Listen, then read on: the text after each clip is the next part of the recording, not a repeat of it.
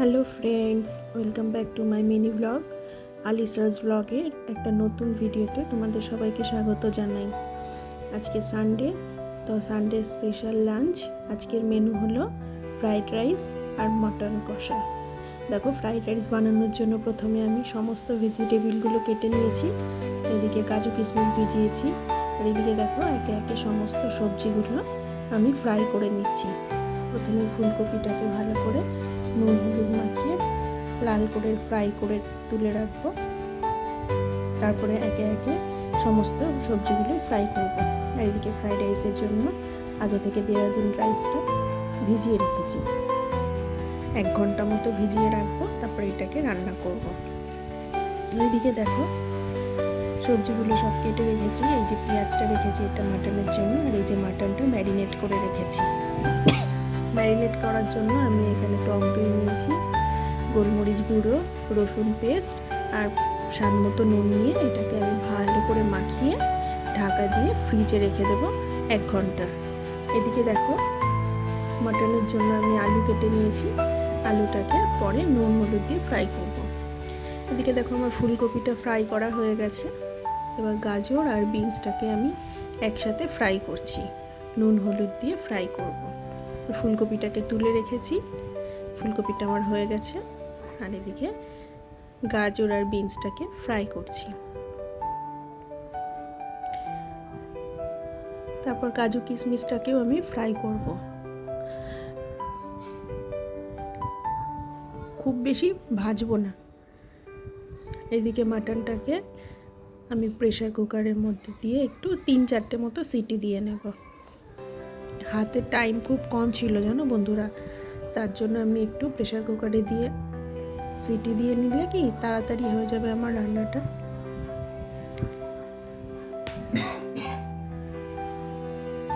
দেখো প্রেসার কুকারে দিয়ে দিলাম, ঢাকনা আটকে দিচ্ছি।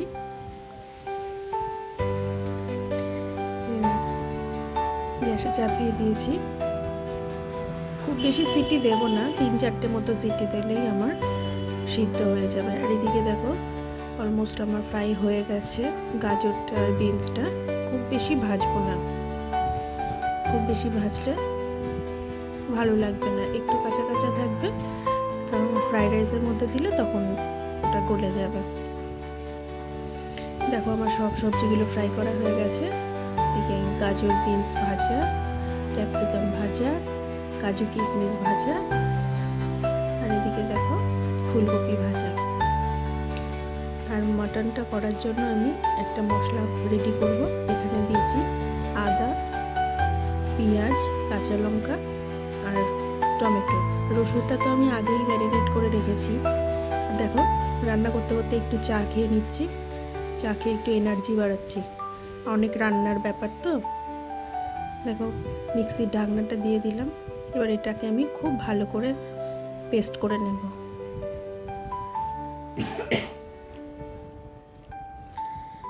এটাকে ভালো করে পেস্ট করে নেব।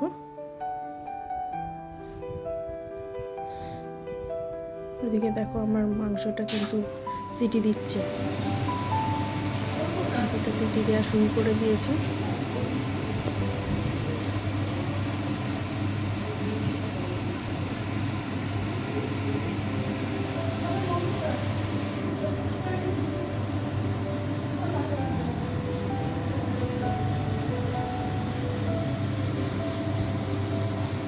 দিচ্ছে আমার মাংসটা। এদিকে মাংসের জন্য আলুটা নুন হলুদ দিয়ে ভালো করে ফ্রাই করে নিচ্ছি। মাটনের আলুটা কিন্তু খেতে ভালোই লাগে। কারণ বন্ধুরা, তোমাদের কার কার ভালো লাগে মাটনের আলু খেতে অবশ্যই আমাকে কমেন্ট করে জানাবে। আমার তো খুবই ভালো লাগে মাটনের আলু খেতে। এদিকে ফ্রাইড রাইসের জন্য দেখো জল বসিয়ে দিয়েছি। আর জলের মধ্যে আমি গোটা গরম মশলা, তেজপাতা, সরি বন্ধুরা, এটা চিকেন, এটা মাটনের জন্য আমি রেডি করেছি। গরম মশলা, তেজপাতা, তেল বসিয়ে দিয়েছি। তেল বসিয়ে দিয়ে আমি দিয়ে দিলাম গোটা গরম মশলা, একটা শুকনো লঙ্কা, তেজপাতা।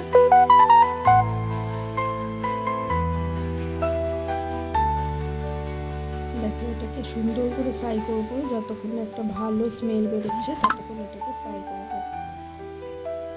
দেখো এটা ফ্রাই হয়ে গেছে আমার। এরপরে আমি এর মধ্যে পেঁয়াজ কুচি দিয়ে দেব। পেঁয়াজ কুচিটা দিয়ে ভালো করে পেঁয়াজটাকে লাল লাল করে একদম ভাজবো। মানে বেরেস্তা হওয়ার আগ মুহূর্ত যেরকম হয় ঠিক সেরকম করেই আমি পেঁয়াজটাকে এখানে ভাজবো।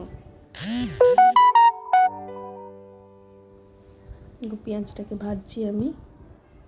সামান্য নুন দিয়ে দেবো পেঁয়াজের মধ্যে। সামান্য নুন দিলে কি হয়, পেঁয়াজটা তাড়াতাড়ি ফ্রাই হয়। নুন দিয়ে দিলাম, দিয়ে দেখো এটাকে ভালো করে ফ্রাই করব।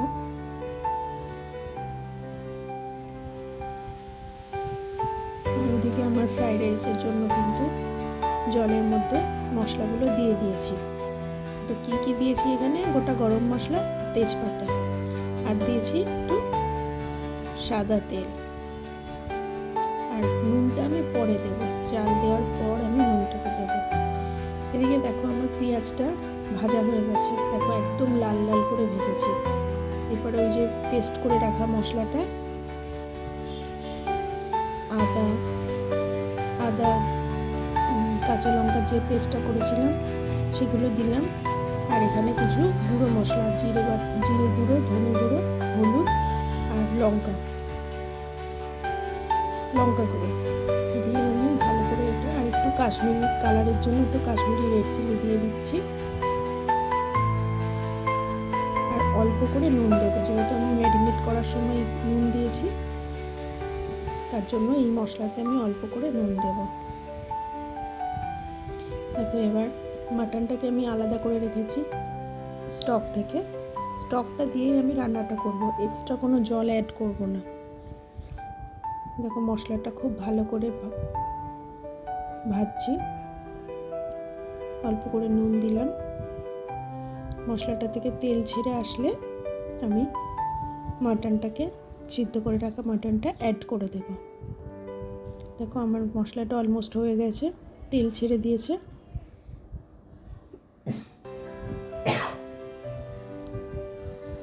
এবার দেখো আমি এখানে মাটনটাকে অ্যাড করব। দেখো খুব সুন্দরভাবে মশলাটা আমার কুক হয়েছে। এবার সিদ্ধ করে রাখা মাটনটা আমি অ্যাড করে দিলাম। এখানে ওই 2 কিলো মতো মটন আছে।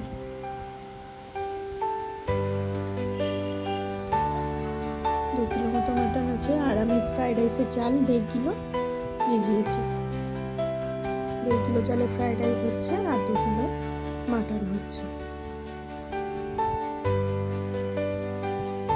মাটনটা খুব ভালো সিদ্ধ হয়েছিল। মাটনটার সাথে, সিদ্ধ করে রাখা মাটনটার সাথে মশলাটা খুব ভালো করে মিক্সিং করছি আমি। বেশি সময় লাগেনি জানো বন্ধুরা, কারণ মাটনটা তো আমি আগে থেকেই সিদ্ধ করে রেখেছি, আর সিদ্ধটা খুব ভালো হয়েছিল, বেশিক্ষণ সময় লাগেনি। দেখো আমার মশলার সাথে ভালো করে মাটনটা কষানো হয়ে গেছে।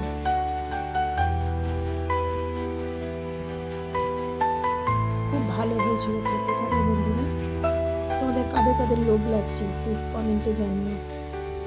এই দেখো স্টকগুলো দিয়ে দিয়ে আমি অল্প করে স্টক দিচ্ছি আর কষাচ্ছি। এইভাবে তোমরা রান্না করে দেখো, খুব ভালো লাগবে আমি যে প্রসেসে রান্না করেছি। আর যারা যারা খেয়েছিল তারা প্রত্যেকে বলেছে সত্যি খুব ভালো হয়েছিল রান্নাটা। এখন দেখেই খেতে ইচ্ছা করছে। আর দেখো ভেজে রাখা আলুগুলো দিয়ে দিচ্ছি।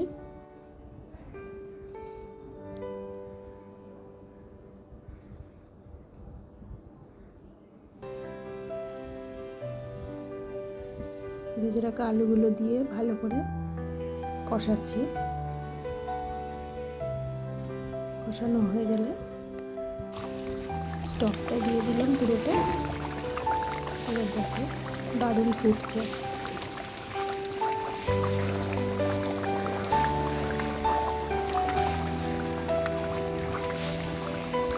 এদিকে আমার চালটা তো দিয়ে দিয়েছি, যখন জল ফুটছিল ফ্রাইড রাইসের চালটা দিয়ে দিয়েছি, ওটাও রান্না হচ্ছে।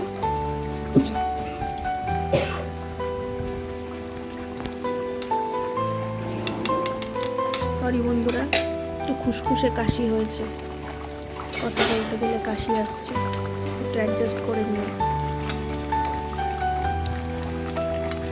দেখো মটনটা আমার অলমোস্ট হয়েই গেছে।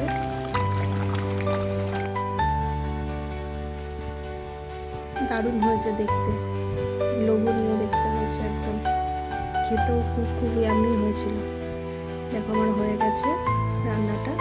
আমি নামানোর আগে একটু ঘি আর একটু গরম মশলা দিয়ে গ্যাসটাকে অফ করে দিচ্ছি।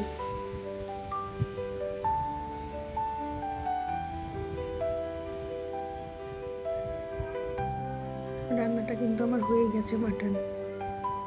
এবার ফ্রাইড রাইসটা করার পালা। ঢাকা দিয়ে দিলাম, দিয়ে গ্যাসটা অফ করে দিলাম। এদিকে আমার কিন্তু ফ্রাইড রাইসটা, ভাতটা কিন্তু হয়েই গেছে, এটাকেও নামিয়ে দেব। এবার দেখো একটা বড় পাত্রের মধ্যে ঘি নিয়ে ঘিটা গরম করে ওই পাত্রের চারিদিকে একটু মাখিয়ে নিলাম। এবার এর মধ্যে আমি ভাতটা দিলাম, আর একে একে ভেজে রাখা যে সবজিগুলো ছিল সেগুলো একে একে দিয়ে দিচ্ছি। আর একটু করে চিনি দেব, আর নুনটা আমি আগেই দিয়েছিলাম, ভাতটা নামানোর আগে আমি স্বাদ মতো নুন দিয়েছিলাম।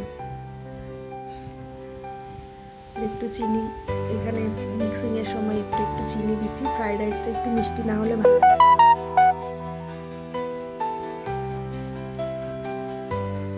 দেখো আমার মাখানো মেশানো হয়ে গেছে, আর উপর দিয়ে একটু ঘি ছড়িয়ে দিয়েছি। এক্সট্রা কোনো মশলা আমি এখানে অ্যাড করিনি, একদম প্লেন রাইস করেছি।